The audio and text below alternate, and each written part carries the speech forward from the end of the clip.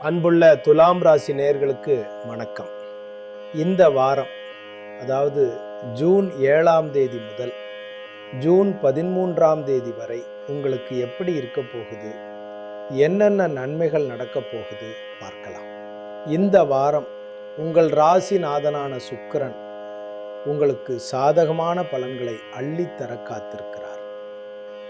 உங்கள் மனதில் இருந்த கவலைகள் நீங்கி புதிய உத்வேகத்துடன் செயல்படத் தொடங்குவீர்கள்.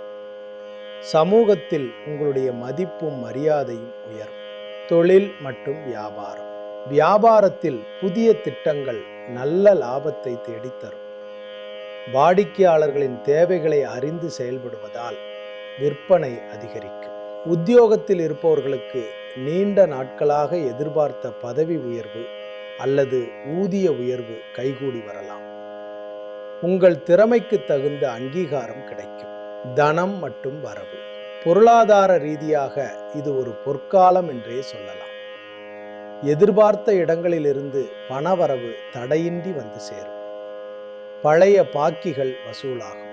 ஆடம்பர பொருட்கள் அல்லது ஆடை ஆபரணங்கள் வாங்குவதற்காக சில செலவுகள் செய்வீர்கள். குடும்பம் மற்றும் உறவுகள். குடும்பத்தில் மகிழ்ச்சியும் அமைதியும் குடிகொள்ளும். கணவன் மனைவியிடையே அந்யோன்யம் அதிகரித்து குடும்ப ஒற்றுமை பலப்படும். சுப காரியங்களுக்கான பேச்சுவார்த்தைகள் சுமூகமாக முடிவடையும்.